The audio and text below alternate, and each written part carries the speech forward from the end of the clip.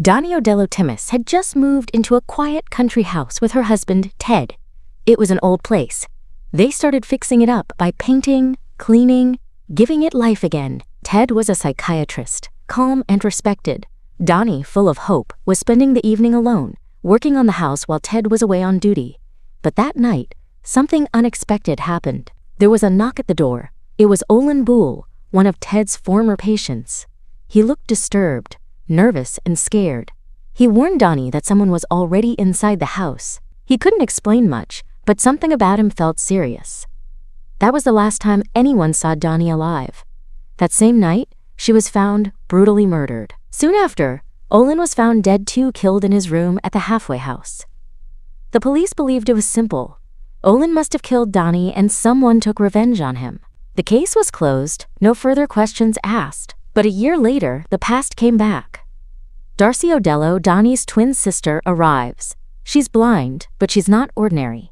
Darcy has a psychic gift. When she touches objects, she can sense their history. She runs a curious little shop in Cork, filled with strange and haunted items.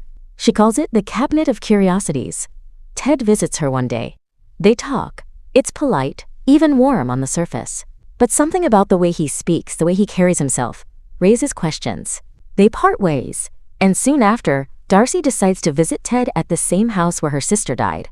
When she arrives, she's not the only surprise. A huge wooden crate arrives just before her. Inside is a life-sized wooden mannequin. It's stiff, featureless, and hauntingly human-shaped. It feels like something that should never have been made. Ted is now living in the house with Yana, his new girlfriend. She's a pharmaceutical sales representative.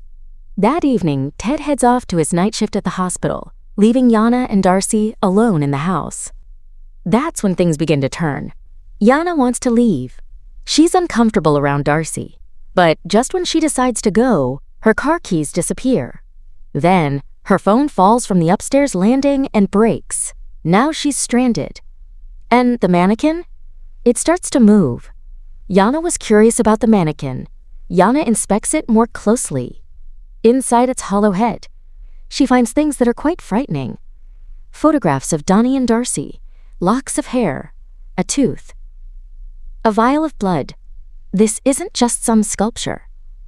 Then, out of the corner of her eye, she sees a ghost. Donnie, pale, still, watching from the hallway. That's the final straw. Yana races through the house, desperate to escape. She finally finds her car keys, tucked inside the same crate that delivered the mannequin. Without looking back, she drives off into the night. Ted returns home later to find Darcy waiting for him. She's calm, but there's something powerful behind her silence.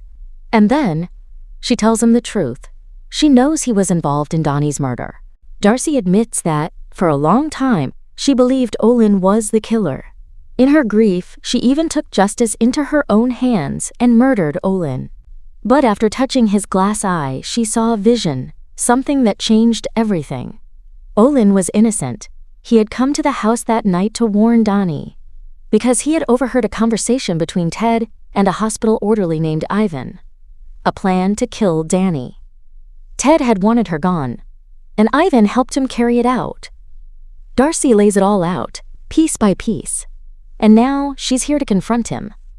But Ted tries to twist things. He pretends to cooperate, saying he'll talk to the investigator from the case and have them call her. He drives off to the hospital and instead calls her himself, pretending to be the investigator. As Darcy follows the sound of the ringing phone in the house, she falls through a trapdoor Ted had left open. She crashes onto the stone basement floor, wounded and trapped. And then, Ted sends Ivan to finish the job. But something else has awakened in the house. The mannequin is no longer just wood and paint. Whether it's Danny's spirit, Darcy's pain, or something even older, it begins to move with purpose. It hunts Ivan, it corners him, and it attacks. Darcy, even as she's dying, seems to be connected to it, guiding it, using it. Somehow, she brings it to life. Ivan barely survives, but Ted isn't done. He has Ivan committed to the psychiatric hospital. He declared Ivan mentally ill, but Ivan tried to commit the crimes he did. To keep him silent, Ted releases a violent cannibal inside the facility, who kills Ivan before he can ever speak the truth. Ted believes everything is finally under control. But he's wrong. Yana leaves him. She can't bear his coldness, his calm way of talking about the deaths of two women, both in this very house. And now Ted lives alone, surrounded by silence. Then, a package arrives. It's from Darcy's shop. Inside is a small brass hotel call bell. Darcy had once told him a story about it, how a bellhop had died in a hotel fire, and his spirit now haunts the bell. Legend says, if you ring it, the bellhop comes, and he kills whoever called him. Ted laughs. He picks it up and rings the bell. Nothing happens.